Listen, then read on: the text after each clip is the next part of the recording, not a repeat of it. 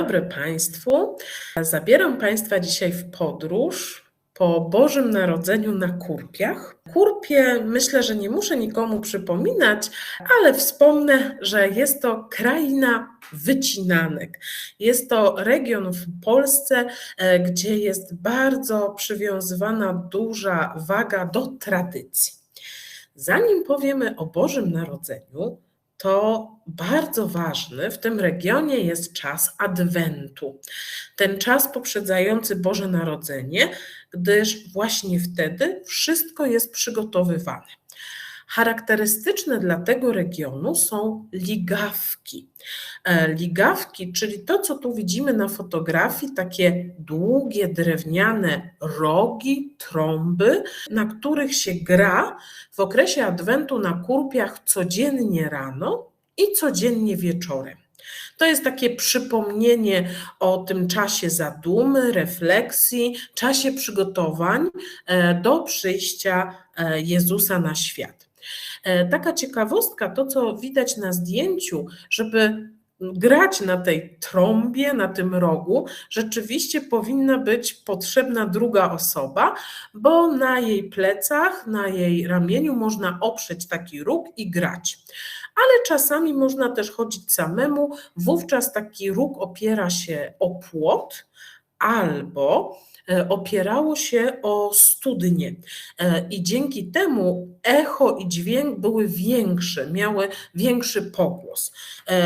Ta gra na ligawkach odbywa się do dzisiaj. Dzisiaj też można zauważyć na Kurpiach. Okres Adwentu to oczywiście 6 grudnia, Dzień Świętego Mikołaja, ale również bardzo ważny Dzień Świętej Łucji, który przypadał 13 grudnia. Od tego czasu zaczynał się czas przygotowań, sprzątania, bielenia ścian, usuwania wszelkich pajęczyn, naprawiania drewnianych mebli. To był czas naprawdę generalnych porządków i naprawiania domu. Oprócz bielenia ścian przede wszystkim je dekorowano tak popularnymi w tym regionie wycinankami z papieru, które przyklejano do ścian klejem z mąki, który się robiło, ale też można było wykonać to, co tutaj widzimy na drugiej fotografii, tak na dole, tak zwany kierec, czyli taką ozdobę ze słomy, z papieru, z bibuły. One wisiały pod sufitem. Oraz był czas wykonywania jeżyków. Ta fotografia u góry to pokazuje. Jeżyki, czyli takie, można by powiedzieć, papierowe bombki właśnie na choinkę, na podłaźniczkę i na inne elementy dekoracyjne domu. To był też czas, kiedy przygotowywano wszystkie potrawy, które mogłyby pojawić się potem na bożonarodzeniowym czy wigilijnym stole. No i to wszystko prowadziło do Wigilii. Tutaj różnie ona była w regionie nazywana, czasami Wilia, czasami Zilia, czasami nawet Zilia. I oczywiście, tak jak w całej Polsce, obchodzono ją po ukazaniu się pierwszej gwiazdki, ale mogło się też przydarzyć, że z różnych przyczyn odbywała się ona rano. Jeśli właśnie była rano, to też poszczono przed Wigilią. Dodatkowo poszczono cały dzień i jedynie takim wyjątkiem dzieci mogły dostać kawałek suchego chleba i kawę zbożową do wypicia. Więcej na ten temat mogą Państwo też przeczytać na takiej stronie Kurpianka w Wielkim Świecie, gdzie jest to doskonale zebrane. W tym czasie również, w tym czasie Adwentu przygotowywano tak zwane byśki. Byśki to jest pieczywo obrzędowe, które widzimy tutaj na zdjęciach.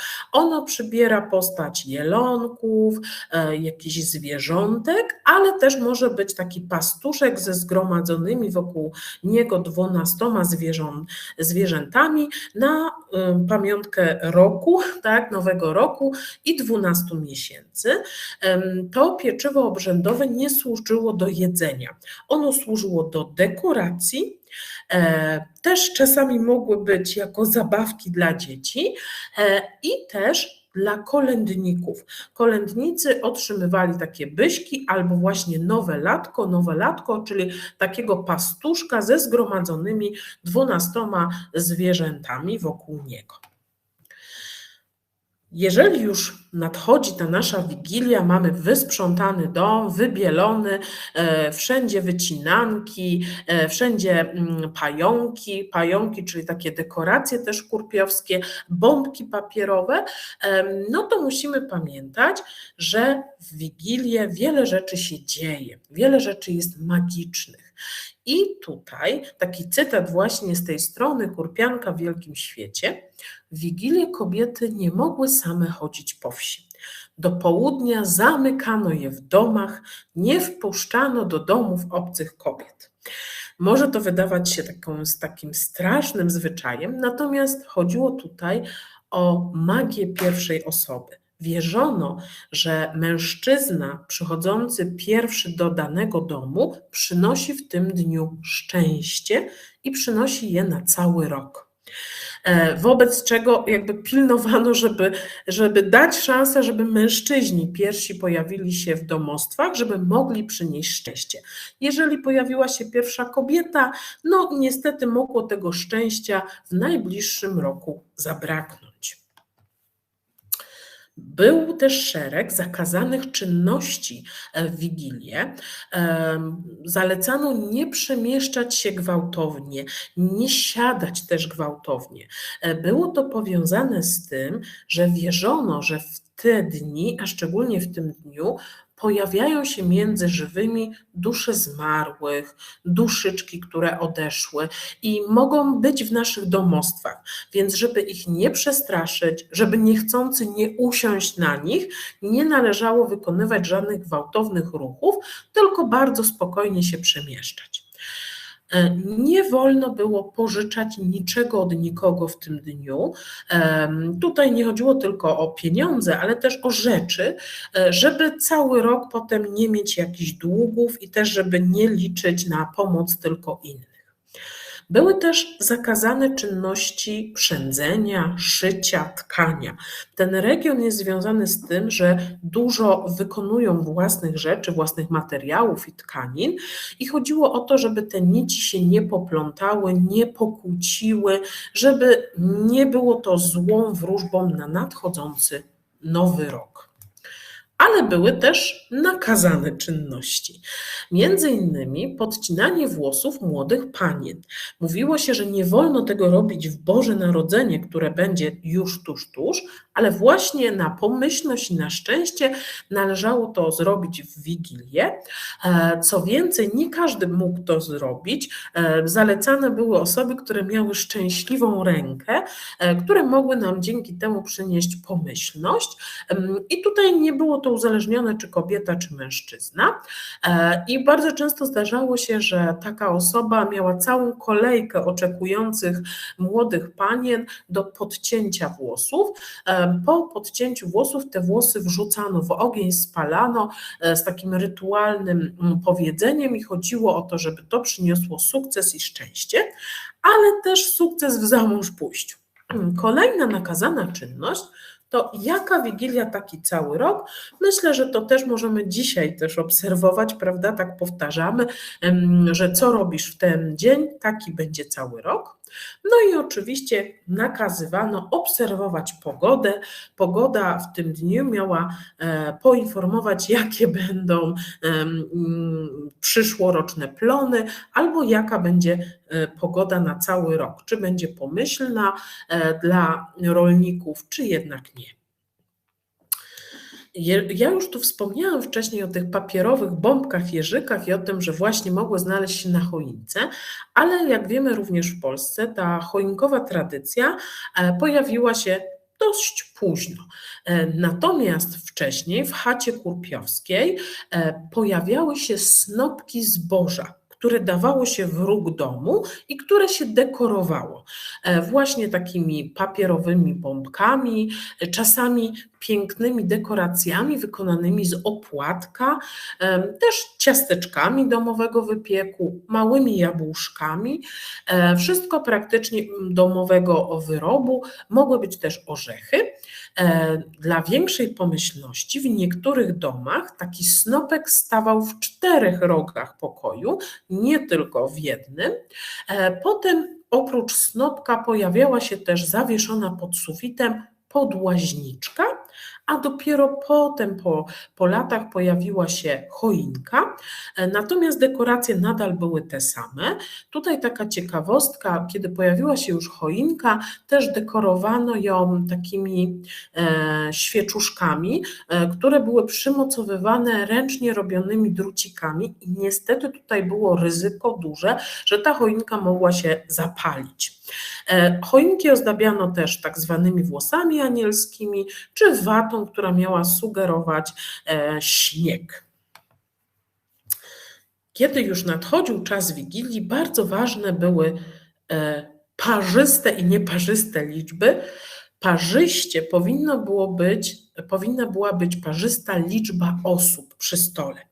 Jeżeli była nieparzysta, wróżyło to zły omen, że niestety w najbliższym czasie, w przyszłym roku, kogoś z tej rodziny może zabraknąć, ktoś może umrzeć. Nieparzyście nakazywano liczbę potraw, że to przyniesie szczęście. Oczywiście, tak jak w całej Polsce, również i tutaj bardzo ważne jest wolne miejsce przy stole. Tylko tu nie tłumaczono tego jako dla strudzonego wędrowca czy dla niespodziewanego gościa, tylko bardziej przywiązywano wagę do tych dusz zmarłych, czyli że to miejsce było przygotowane bardziej dla zmarłych, dla tych bliskich, którzy odeszli, z czasem również też dla tych niespodziewanych gości lub dla tych, którzy mieli się pojawić w naszym życiu, na przykład synowa, jeżeli syn by ożenił się. Co ciekawe, domownicy siadali wokół stołu na drewnianych ławach, a to wolne miejsce przy stole miało pięknie ozdobione krzesło. Ono miało być wyróżnione i miało być bardzo niezwykłe. Jeżeli chodzi o kolację wigilijną, to musimy pamiętać, że w dawnych czasach w tym regionie była ona naprawdę skromna. Raczej były to warzywne potrawy z odrobiną soli. Z czasem ten repertuar potraw troszeczkę się zmieniał i rozszerzał, więc mogła się pojawić kapusta z grochem, pojawiała się kasza, już potem w co lepszych, że tak powiem, majętnie domach mogły pojawić się ryby, czy na przykład śledź w occie, ale tutaj też taka ciekawostka, raczej te ryby i śledzie powinny były być własnoręcznie złowione, i dla pomyślności, ale też, że jeżeli pojawiły się w troszeczkę biedniejszym domu, no to tylko ze względu na to, że ktoś je złowił, bo nie było ich stać na zakup takiej ryby. Pojawiały się kluski kartoflane, barszcz grzybowy, kluski z makiem oraz taka specjalność tego regionu, rosół z takich grzybów, gąsek zielonych, tutaj, który możemy widzieć na fotografii. Ważne, aby w tym jedzeniu pojawiły się takie produkty jak miód, mak i orzechy. Miód miał symbolizować siłę, mak sen, a orzechy mądrość, więc tych elementów nie powinno było zabraknąć. Bardzo znany badacz i naukowiec Adam Chętnik w swojej książce Pożywienie kurpiów z 1936 roku właśnie o tym też wspomina, że Boże Narodzenie, Wigilia była dość uboga, ale potem zaczęto ją urozmaicać i na przykład mogły się właśnie pojawić śledzie, kartofle tłuczone z makiem, kapusta z grzybami. Dary tego, co mieli wokół. Z kolei kurpianka w Wielkim Świecie cytuje inną kurpiankę, Walerię Żarnoch, u której właśnie było obowiązkowo 9 potraw, czyli nieparzyście, z reguły to było 9, i mogły się tu pojawić już nawet i pyzy gryczane, i śledzie smażone, i śledzie w occie, ale też na przykład kasza jaglana z makowym mlekiem. Tu, jak Państwo widzą, trochę repertuar tej Wigilii jest troszkę inny niż w całej Polsce, bo dużo pojawia się właśnie kaszy, dużo pojawia się ziemniaków i też na przykład tych potraw trochę powiązanych z mlekiem. Podczas tego wieczoru też nadal wróżono. Wróżono z siana, które było ukryte pod stołem czy pod obrusem. Należało wyciągnąć takie źdźbło siana i wówczas to siano nam pokazywało, jaki będzie przyszły rok. Jeśli cała trawa, to jedno źdźbło było bardzo świeże, ładne, oznaczało, że cały rok będzie pomyślny. Jeśli jego któraś część była troszkę nadgniła, zepsuta, oznaczało, że ta część roku nie będzie pomyślna.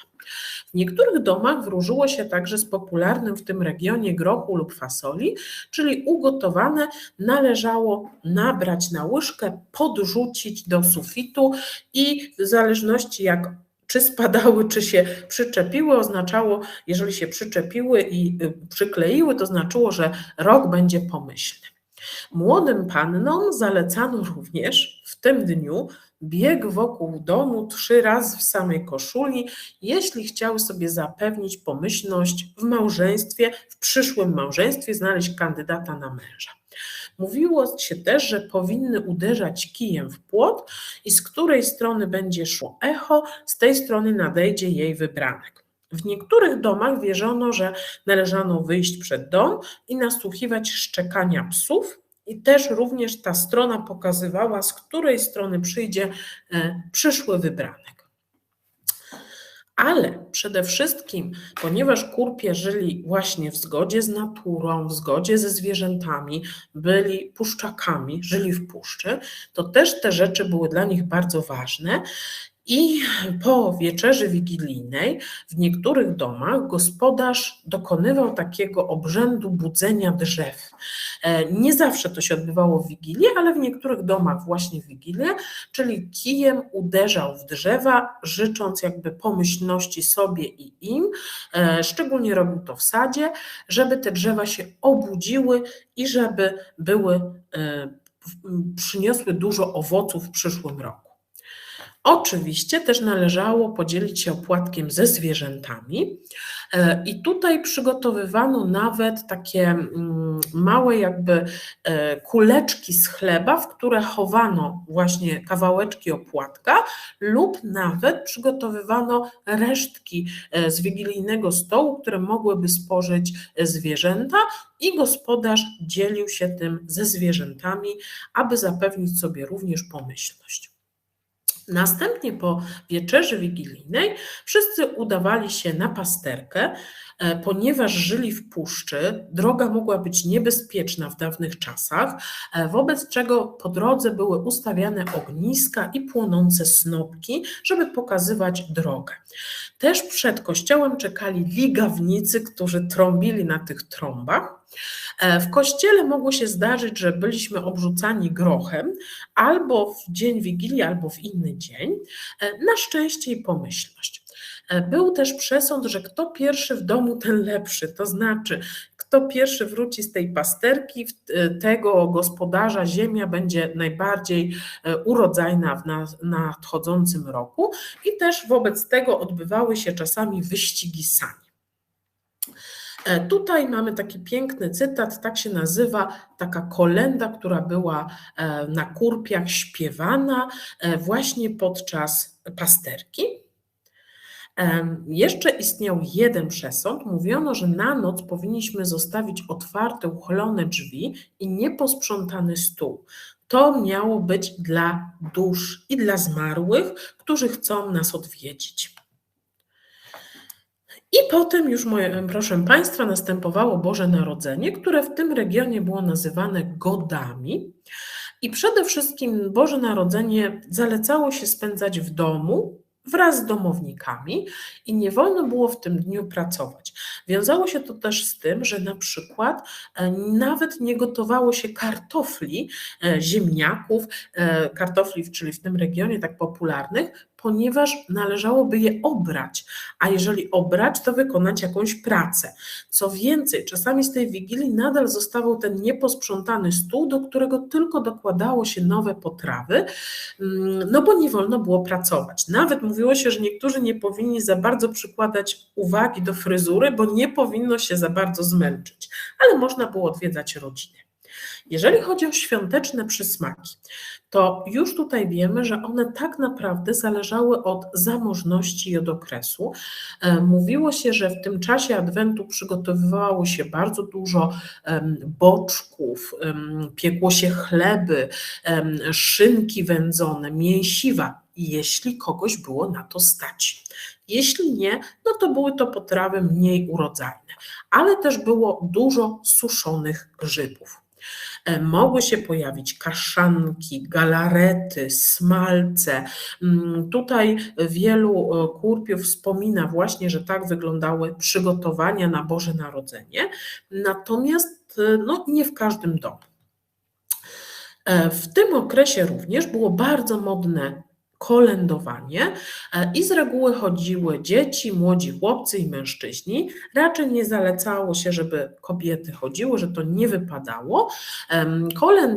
Kolędnicy przygotowywali bardzo często własnoręcznie swoje rekwizyty i chodzili bardzo często co do zamożniejszych domów, żeby otrzymać jakieś podarunki, jakieś rzeczy do jedzenia, jakieś przysmaki, czy też placki drożdżowe, które były obowiązkowe w tym czasie w każdym domu, lub właśnie te byśki, nowe latka, czyli to pieczywo obrzędowe. Cały ten świąteczny czas powinien był być spędzany w atmosferze domowej, ale ważne były też takie magiczne dni. Na przykład 26 grudnia wierzono, że woda się przemienia w wino i tutaj taki symbol tego następował w kościele, że w tym dniu ksiądz pozwalał każdemu napić się podczas Eucharystii trochę wina. Z kolei w dzień świętego Szczepana obsypywano grochem właśnie przychodzących do kościoła na szczęście i pomyślność. Często zabierano ten groch do domu i gospodyni dawała na przykład kurom, żeby dobrze znosiły jajka. Odbywało się wspomnienie młodzianków, ale również w tym okresie od 25 grudnia do 31 odbywały się tak zwane święte wieczory, czyli że kolędowało się razem, śpiewało się razem kolędy, spotykało się w domach, urządzano wspólne spotkania. Proszę Państwa, tak wyglądało Boże Narodzenie na Kurpiach i tak wygląda nadal w wielu, wielu domach.